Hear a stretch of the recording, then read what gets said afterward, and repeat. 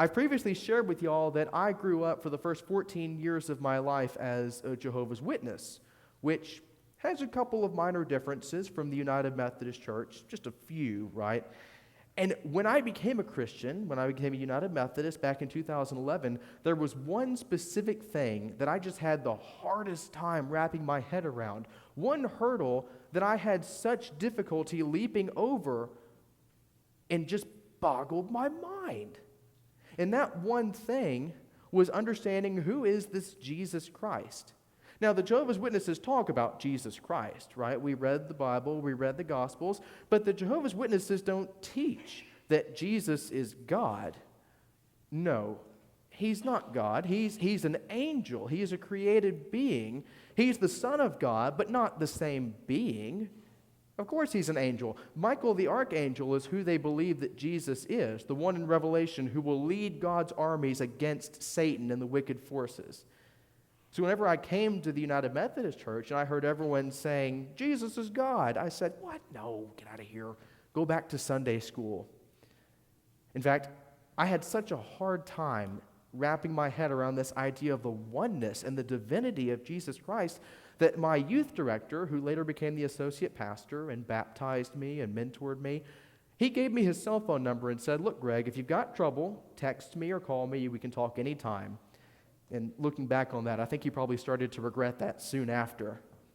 But he is God, right? Jesus Christ is the Son of God, and he is God. He's God the Son. But you can see that some people, some denominations, still have a lot of trouble with understanding that and wrapping their minds around it. And that's been the case throughout all of history as well. In the year 325, there was this big council that was called with over 300 Christian bishops from around the world to meet at what was called the Council of Nicaea. And they produced this confession of faith that was meant to state the foundations of the Christian belief. What do you need to believe to call yourself a Christian and a follower of Christ? And it was there that they had this massive duke out over understanding the divinity of Jesus. Now, thankfully, they came to affirm that Jesus is God and one being with the Father and not just a created being. But to show you how big of a hot-button issue this was, there were two men who were there, St. Nicholas, not to be confused with Santa Claus, but St. Nicholas, a patron saint, and then a man named Arius. Now, St. Nicholas believed, as we do, that Jesus is one with the Father and is very God. But Arius did not. And so he is standing up speaking about how Jesus is not equal to God. And St. Nicholas got so mad at him that he stood up and just punched him in the face. Shows you how big the issue was. Fast forward a little bit later, the year 451, over 100 years later, there's another council that's called. This is the Council of Chalcedon. Over 500 bishops from around the world called and asked the question, how do we understand the nature of Jesus whenever he walked on earth? Was he fully God? Was he fully man? Half and half? 2% God, skim God, soy God? What was he? How do we know? And so they talked about this and deliberated this, and they came to the conclusion that he was both fully God and fully man, which is also really difficult to wrap our minds around. But those are examples from 1,600 years ago. Surely by now, everyone's kind of on the same page, right? Surely by now, we've got this Jesus fellow figured out. We all know who he is and what he is, right? No. Now, we are on the same page about one thing, and that's that science and history both affirm that Jesus existed. He's real. People can't say he's made up. People can't say he's fake, that he's just a story or a legend. He existed. But only 30% of the world is Christian. Only 30% confess with their lips that Jesus Christ is Lord of their lives. And so you've got 70% of people, that's about over 5 billion people in the world, who don't believe that. But they know that Jesus existed. So what do they say about him? What do they believe about him? Many, like Muslims and Hindus and some others, will say that Jesus was a great man. He was a good moral teacher, someone who was way before his time, wise for his years, maybe even say that he was a prophet. But confusion continues to abound all throughout the years about this one man, Jesus Christ. Now, to give us some context for our passage, this is Paul writing to the church in this town called Colossae. And he's writing to these Colossians around the year 60 or 61, about 30 years after the death of Christ. And what's especially interesting is that Paul's writing to this church when it's not a church that he started. It's not even a church he's been to. Paul has never met these Christians that he's writing to, doesn't know them at all. But the man who did start the church, his name is Epaphras, came to Paul while Paul was in prison and said, look, I started this church. They're wonderful people. They're doing great things. They're loving those who are around them. They're proclaiming the gospel. They're celebrating and enjoying fellowship with one another. But there's just a couple things they're getting wrong. And I need you to write a letter to them. I've heard you're an awesome teacher. Please write them a letter and kind of lay some of this straight for them. See, they were being led astray by other ideas and other thoughts. And they were starting to believe that faith in Jesus Christ wasn't enough for their salvation. They started to believe that they needed other things or that they needed to do other things. They started doing things like angel worship or cultic and ritual praise of the cosmic elements, the sun and the moon and the stars. And they also practiced this thing called asceticism, which is the rejection of anything that would be considered pleasurable. So they couldn't even eat Chick-fil-A. I mean, this was a hard thing that they were doing. So he asked Paul, will you please write to them and tell them about Jesus Christ? And so Paul does. And he makes a normal letter as he does. He greets them and says who he is. He gives thanks for their faithfulness and all that they're doing. He proceeds to correct them and teach them. This is what we start with in our passage. And then he ends with a goodbye and hugs and kisses. Paul is writing to them to talk to them about the necessity and the sufficiency of Jesus Christ in their lives. That's what this whole book is about. It's about Jesus and why we should have that faith in him and what that does for us. Now, we actually face a similar problem to the Colossian church. No, not in the sense that we worship angels, but in the sense that so many things around us can lead us astray from the message of Jesus Christ and ultimate faith and belief in him, that he is necessary and enough for us and for our salvation. Take TV, for example. No, I'm not one of those people who says TV's bad and will rot your brain. In fact, if TV watching were an Olympic sport, I would easily be a gold medalist, okay? I'd be the Michael Phelps of TV watching, all the gold medals. But you look at TV. Take just about any show that's popular these days. Friends, The Office, you take the Marvel movies, you take Criminal Minds or The Bachelorette or anything along those lines, and they will show you people who were living their lives without Christ. They will show you people who were living their lives without reading the Bible, without praying, without going to church, without living in fellowship with other believers, without expressing the joy of Jesus working within their lives. Instead, these characters in these shows and these movies find their fulfillment. They find their meaning in life through friendships or romantic relationships or success or their jobs or material possessions, you name it. TV has normalized the idea of life without God. They've normalized the idea that you can experience joy and fulfillment apart from relationship with Jesus Christ. And that's dangerous, and it's a lie. But that's not even all. There are people who are in Christian denominations who say that we have to work out in our own faith and earn our keep. We have to do this and do that, do this much and work this hard. Because apparently Christ, his death and his sacrifice wasn't enough. We have to do more. And even that's not all. The very message of our culture is contrary and against the message of Jesus Christ. Whereas Jesus said, die to yourself and live in me. Take up your own cross, hide yourself behind it, and follow me. Grow in my likeness. No, our culture celebrates individualism and the advancement of the self. And even that's not all. Everywhere we look, everywhere we turn, there are things that are calling us steadily away from that relationship with Jesus, trying to fill our hearts and our minds with other things, saying, you need this, you need to do that. Rather than let Christ fill your whole heart, compartmentalize him to this one side. Go to church on Sundays, that's fine, but let all these other things have a place too. That's the message we get. And it's the same kind of message that the Colossian church was receiving, following the mythology and the philosophers of the Greek and Roman poets. And it's in this context that Paul is writing his message. Now, when he begins his letter to address them, to correct them, Paul starts, this is where our passage starts, he starts by telling them simply who is Jesus Christ. He reminds them who they had faith in the very beginning. He reminds them who it is that they said, yes, they were going to follow. In verse 16, he says, "For by him all things were created, in heaven and on earth, visible and invisible."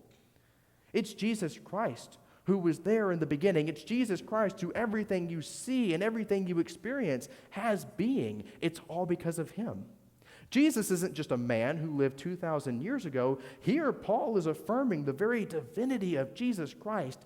He is God, who is creator. He is God, who has made the very world you live in, who formed the heavens and the earth. And he goes even further by saying that in verse 15, he is the image, he is the visible image of the invisible God. Jesus Christ is Lord of all, and it's all because he is the same and one with God. You may not be able to see God, but you saw Jesus Christ, and you continue to see him throughout the world and in your lives.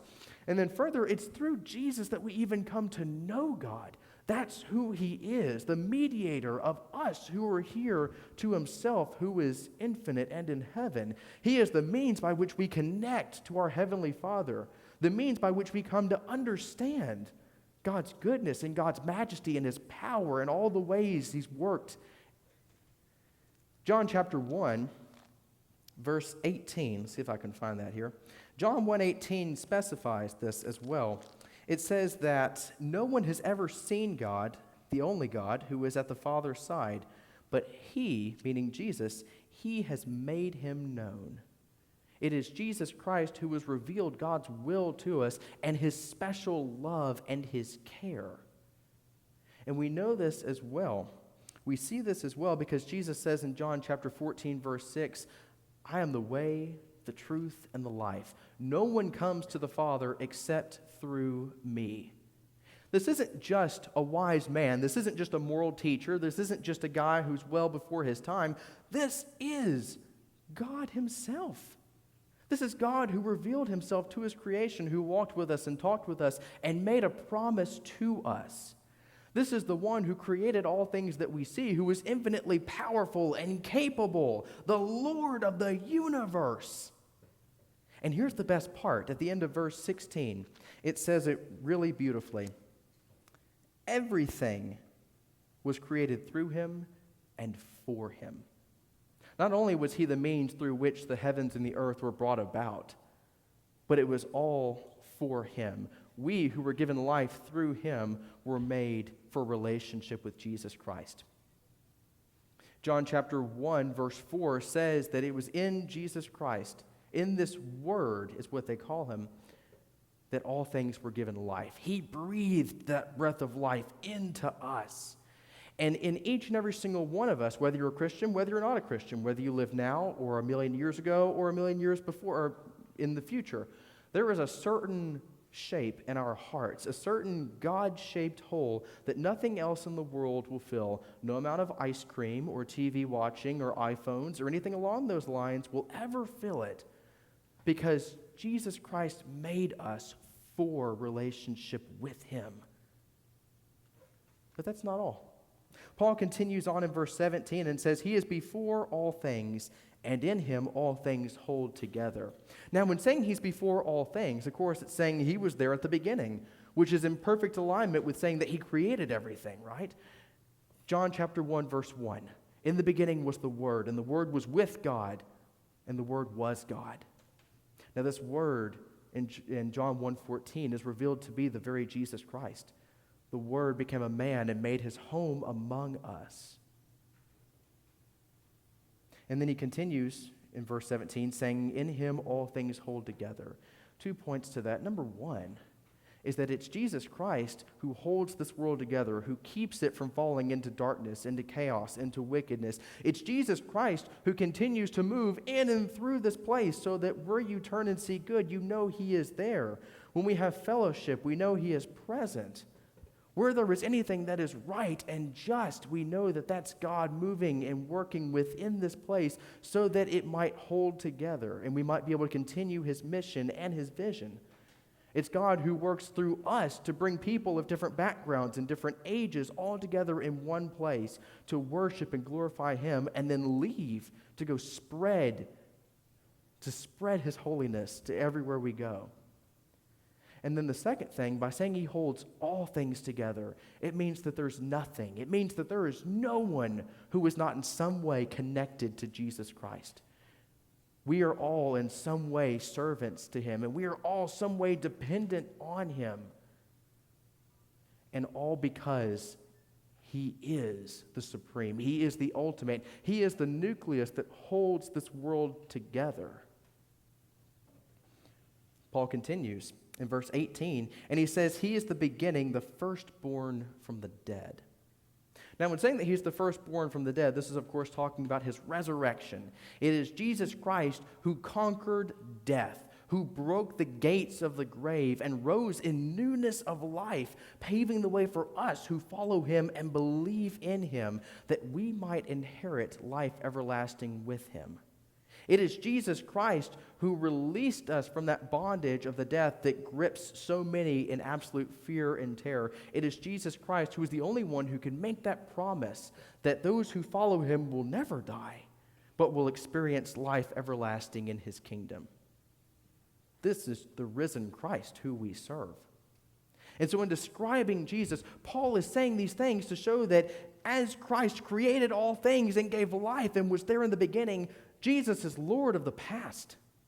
In being the one who continues to work through this broken and hurting world and holding everything together, connecting each and every one of us through His name, Jesus is Lord of the present.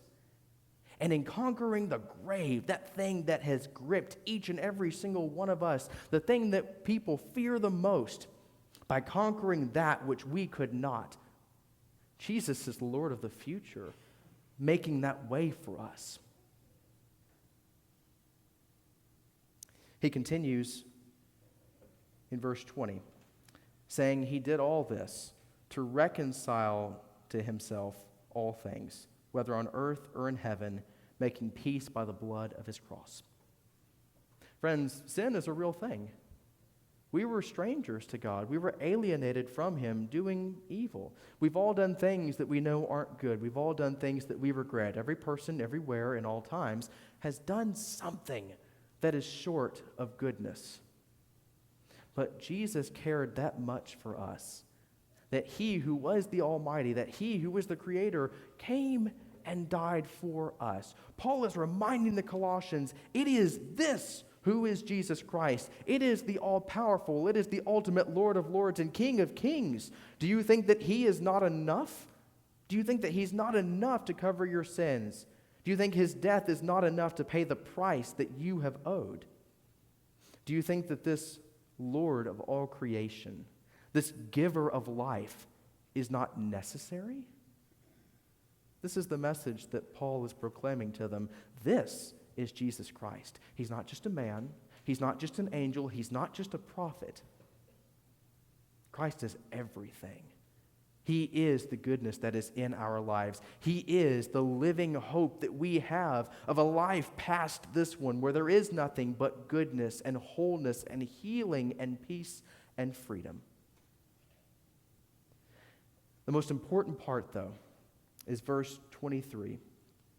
Paul says that you will experience Christ's mighty acts of salvation if indeed you continue in the faith, stable and steadfast, not shifting from the hope of the gospel that you heard.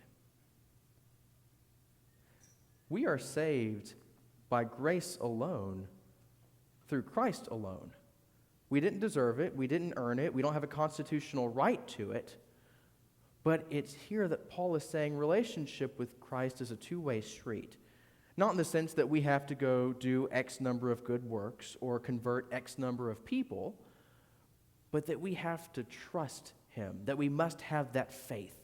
That's all Christ asks. He says, just believe in me. Trust that I cared enough to give myself for you and save you from the bondage that you were in. Trust that I am powerful enough and strong enough to break every single chain that holds you back from walking side by side with me. And trust that I am mighty enough and sufficient enough to cover the whole tab that you owed. He didn't leave any difference for us to pay. His death was meant to bring peace and comfort and good news, not worry and anxiety and fear of, am I doing enough to earn his grace? Am I doing enough? Am I being good enough? Or is he turning his back on me? What if I'm so bad that he'll leave me? What if some of the things I've done are so bad that he could never forgive those things? Jesus Christ is sufficient. His death is enough. He's not our old friend Jim, who's good for like 95% of the time. He's not our friend Lisa, who keeps almost all of her promises. Jesus is the everlasting, the one who gave it all, who paid it all, who died the death we deserve to die, who paid the debt that we were meant to pay. And I think that one of the most significant displays of how we absolutely know that we can trust this is the very disciples who walked with Jesus Christ. You look at the apostles who went with him every day, everywhere, at all times during his ministry for years. They lived with him, journeying from town to town. All of them kept the faith, unwavering, and all of them died for their faith. They were all martyred, and not good deaths either. You look at James, he was killed by the sword. James, the half-brother of Jesus, was thrown 100 feet off the temple in Jerusalem. Bartholomew was whipped to death. John was boiled in oil. Peter was crucified upside down. Matthias, the disciple who placed Judas, was stoned and then beheaded. And I could go on. All of these apostles died horrible deaths, but continued to proclaim the name of Jesus Christ up until that death, all the way to the very end, because there's something about this man that they walked with. There's something about that name that they knew and trusted with every fiber of their being. They saw the miracles and the works of his hands that he did. They heard the promises from his own lips, and they knew. Friends, Jesus Christ is enough. Now, we might not have been the ones to put our hands in his nail-pierced hands. We might not have been able to put our hand in his side, his wounded side. But we have the testimony of those who have gone before us. We have the testimony of those who walk with Jesus Christ, who say, yes, he is the one who alone can bring transformation. He is alone the one who brings redemption and salvation and hope and freedom. So friends, Paul's message to us today is to trust Jesus, to trust that he is sufficient and enough in our lives, that he alone is who is enough. And so I'd like to invite us to look at our own lives. Do we live having that full trust in Jesus, trusting that he is enough for salvation, for freedom, for comfort, for peace, for joy? What's more, do we live that way? If someone were to follow you every day, listen to what you say, watch what you do, would they say, here is a man, here is a woman, here is someone who has given their whole selves to Christ, who it is evident that Jesus fills every fiber of their being, every part of their heart. Here is a person who knows that it is Jesus Christ and Christ alone who is worthy of every praise that we have. Amen.